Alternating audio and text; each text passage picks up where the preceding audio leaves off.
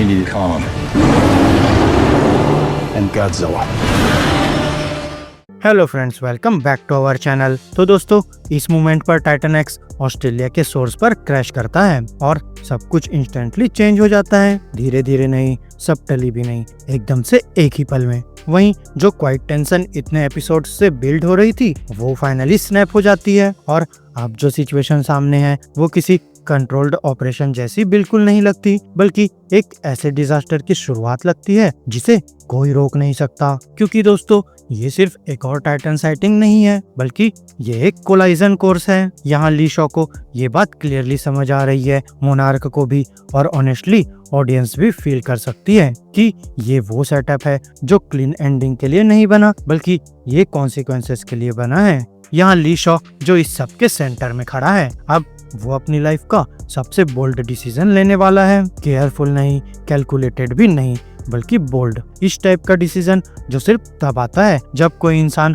Already accept कर चुका होता है कि इसका एंड क्या हो सकता है। यहाँ उसका प्लान सिंपल लगता है, लेकिन डेंजरस भी है कि नेचर को फोर्स करो कि वो खुद को फिक्स करे, और इसके लिए वो बुला रहा है किंग को, यानी कि गॉडजिला को। लेकिन उस इनविटेबल एंट्री तक पहुंचने से पहले ये समझना जरूरी है कि सिचुएशन इतनी आउट ऑफ कंट्रोल हुई कैसे। क्योंकि टाइटन एक्स टिपिकल थ्रेट जैसे बिहेव ही नहीं कर रहा, ना वो सिटीज डिस्ट्रॉय कर रहा है, ना डोमिनेंस शो कर रहा है, और अगर ध्यान से देखो तो उसकी मूवमेंट्स अजीब लगती है, इरेटिक, डायरेक्शनलेस, जैसे उसे खुद नहीं पता वो क्या कर रहा है। और दोस्तों, वही सबसे बड़ा प्रॉब्लम है। यहाँ एक्सिस मंडी से जुड़ी टेम्पोरल डिस्टॉर्शंस की वजह से मोनार्क फाइनली टाइटन एक्स को रियल टाइम में ट्रैक कर पा रहा है, और फिर जो एनोमली पहले कंफ्यूजिंग लग रही थी, अब वो ही सब कुछ समझने की बन रही है। यहाँ टाइम सिर्फ बैंड नहीं हो रहा, बल्कि वो इंटरफियर कर रहा है बायोलॉजिकल लेवल पर,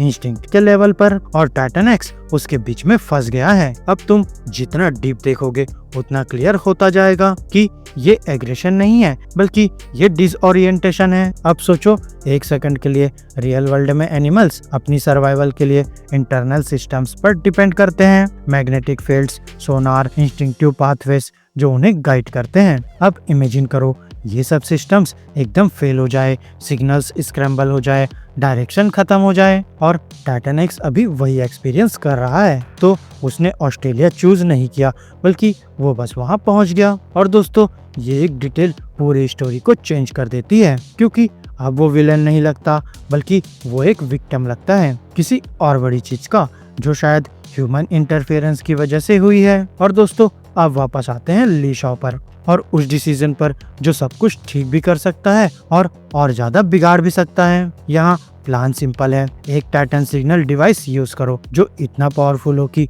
एपेक्स प्रेडेटर को अट्रैक्ट कर सके। एक चैलेंज क्रिएट करो, एक डिस्टरबेंस जो इग्नोर ना किया जा सके, और ऐसा सिग्नल सिर्फ एक टाइटन रिस्पॉन्ड करेगा, गॉडजिला। तो दोस्तों, ये एक डेंजरस गैम्बल है, और ली शॉ इस बात को समझता है कि सिग्नल जाते ही कंट्रोल खत्म, और फिर तुम वेपन नहीं बुला रहे, तुम नेचर का एक फोर्स बुला रहे हो। ऐसा फोर्स जो ऑर्डर फॉलो नहीं करता, जो नेगोशिएट नहीं करता, जो ह्यूमन इंटेंशंस को इम्पोर्टेंस नहीं देता। अब यहाँ गॉडजिला हेल्प करने नहीं आता, बल्कि वो बैलेंस रिस्टोर करने आता है, और इस वक्त टाइटन एक्स एक इम्बैलेंस लग रहा है। लेकिन फिर यहाँ एक इंटरेस्टिंग ट्विस्ट भी है कि ये फाइट वैसे नहीं होने वाली जैसे फैंस एक्सपेक्ट कर रहे हैं। ना ये सिर्फ डिस्ट्रक्शन होगी, ना ब्लाइंड रेज, बल्कि ये कुछ और हो सकता है, ज्यादा कंट्रोल्ड, ज्यादा पर्पसफुल। क्योंकि यहाँ गॉडजिला कोई माइंडलेस डिस्ट्रॉयर नहीं है, बल्कि वो एक रेगुलेटर है, और अगर टाइटन एक्स एग्रेशन की वजह से नहीं, बल्कि कंफ्यूजन की वजह से बिहेव कर रहा है, तो चांसेस है कि ये कन्फ्रंटेशन डेथ पर एंड ना हो, बल्कि ये सबमिशन पर एंड हो सकता है। प्योर डोमिनेंस का डिस्प्ले। यहाँ गॉडजिला आएगा, टाइटन एक्स को ओवरपावर करेगा, नेचुरल ऑर्डर रिस्टोर करेगा, और चला जाएगा क्लीन, एफिशिएंट, फाइनल। कम से कम दोस्तों, शॉ तो यही होप कर रहा है। लेकिन ऐसे बेट्स फ्री नहीं आते, क्योंकि शॉ के अंदर सिर्फ स्ट्रेटेजी नहीं है, बल्कि यहाँ उसके अंदर गिल्ट भी है, सालों का, शायद डिकेड्स का। और अब जो भी डिसीजंस वो ले रहा है, वो सब एक ही डायरेक्शन में जा रहे हैं। यहाँ ये सिर्फ मिशन नहीं है, बल्कि ये सैक्रिफाइस है, और यही उसकी बॉडी लैंग्वेज में दिखता है, उसकी बातों में दिखता है। अब उसमें हेस्टिटेशन नहीं है, सिर्फ रिजॉल्व है, और वो रिजॉल्व तब आता है जब कोई इंसान ऑलरेडी मान लेता है कि वो वापस नहीं आएगा। और फिर दोस्तों, अगर प्लान सक्सेसफुल हुआ तो दुनिया स्टेबल हो जाएगी, और अगर फेल हुआ तो सिर्फ शो नहीं बल्कि यहाँ सब कुछ प्राइस पे करेगा। और फिर जब ये सब ओपन में हो रहा है तब एक और गेम क्वाइटली चल रहा है। इजाबेल सिमंस यहाँ वो केओस को रिएक्ट नहीं कर रही बल्कि वो उसे यूज कर रही है। हर टाइटन मूवमेंट, हर मोनार्क डिसीजन, हर अनप्रेडिक्टेबल वेरिएबल उसके लिए एक इक्वेशन का पार्ट है और वो इसे रियल टाइम में सॉल्व कर रही है। और इजाबेल को डेंजरस बनाता है उसका इंटेलिजेंस नहीं बल्कि उसकी क्लैरिटी। यहाँ उसे पता है कि वो क्या चाहती है, कोई डाउट नहीं, कोई हेस्टिटेशन नहीं। और जब सब सरवाइव करने की कोशिश कर रहे हैं तो वो सिचुएशन को कम्प्लीटली रीशेप करना चाहती है। वहीं एपेक्स टेक्नोलॉजी से उसे एज मिलता है, लेकिन फिर एक्सिस मंडी की उसकी अंडरस्टैंडिंग उसे नेक्स्ट लेवल पर ले जाती है। जहां लोग इंस्टेबिलिटी देखते हैं तो वो वहां अपॉर्चुनिटी देखती है। यहाँ टाइम डिस्टॉर्शन उसके लिए प्रॉब्लम नहीं है बल्कि वो उसके लिए एक टूल की तरह है। और अगर वो सही है, अगर टाइम को कंट्रोल, रिफाइन और वेपनाइज किया जा सकता है तो दोस्तों ये स्टोरी सिर्फ टाइटन्स की नहीं रहेगी बल्कि ये बन जाएगी रियलिटी रीराइट करने की स्टोरी। तो सोचो जरा, मॉन्स्टर्स को कंट्रोल करना एक चीज है और टाइम को कंट्रोल करना बिल्कुल अलग। यहाँ पास्ट को चेंज करना, इवेंट्स को अंडू करना, मिस्टेक्स को इरेज करना, ये सब इम्पॉसिबल लगता है, लेकिन इस वर्ल्ड में इम्पॉसिबल का मतलब बदल चुका है। अब सवाल ये नहीं है कि इजाबेल क्या कर सकती है या नहीं, बल्कि सवाल ये है कि क्या वो कॉन्सिक्वेंसेस समझती है या फिर वो केयर ही नहीं करती, क्योंकि ऐसी एम्बिशंस फ्यूचर को नहीं बदलती बल्कि दोस्तों वो प्रेजेंट को डिस्ट्रॉय कर देती है। और फिर इस सब के बीच ब्रूट फोर्स और कैलकुलेटेड मैनिपुलेशंस के बीच खड़ी है कैट और मे, स्टोरी का इमोशनल कोर। वहीं जब ली शॉ वॉर की तैयारी कर रहा है, कैट कुछ और कर रही है। वो सुन रही है लोगों को नहीं बल्कि टाइटन एक्स को। यहाँ उसके बिहेवियर में कुछ है सबटल लेकिन रियल, जो ये बताता है कि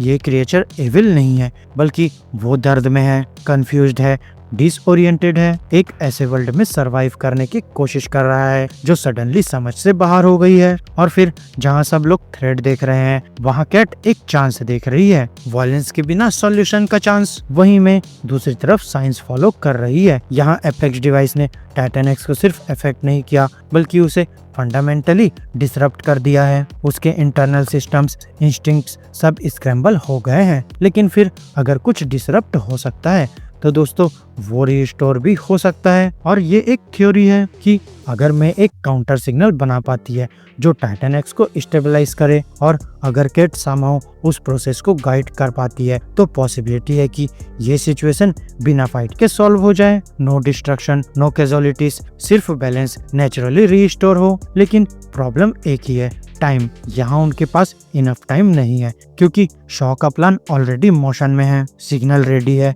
और जैसे ही वो एक्टिवेट होगा गॉडजिला आएगा, धीरे नहीं बल्कि इमीडिएटली। तो इसका मतलब कैट और मे सिर्फ टाइटन एक्स से रेस नहीं कर रही बल्कि वो गॉडजिला से रिएक्ट कर रही है। और अगर वो फेल हो गई, अगर वो लेट हो गई तो डिसीजंस उनका नहीं रहेगा बल्कि वो उसका होगा। और फिर दोस्तों जब लगता है स्टेक्स और हाई नहीं हो सकते तब एक और शेडो एंटर करती है, कॉन्ग। अभी तक तो वो डायरेक्टली नहीं आया लेकिन उसकी प्रेजेंस फील हो रही है और सीजन ने क्वाइटली उसके लिए बिल्ड अप किया है क्योंकि गॉडजिला बैलेंस के लिए फाइट करता है और कॉन्ग टेरिटरी के लिए। वहीं अगर टाइटन एक्स उसके एरिया में एंटर करता है तो ये सिचुएशन और कॉम्प्लिकेटेड हो जाएगी, यहाँ ये पर्सनल हो जाएगी। तो यहाँ कॉन्ग एनालाइज नहीं करेगा बल्कि वो रिएक्ट करेगा। यहाँ उसके लिए ये सिंपल होगा, इंट्रूडर और फिर एक्शन। और दोस्तों यही चीज इस सेटअप को ब्रिलियंट बनाती है क्योंकि ऑडियंस कंफ्यूज हो जाती है, रूट किसके लिए करें? एक लॉस्ट टाइटन के लिए जो खुद नहीं समझ पा रहा क्या हो रहा है, एक किंग के लिए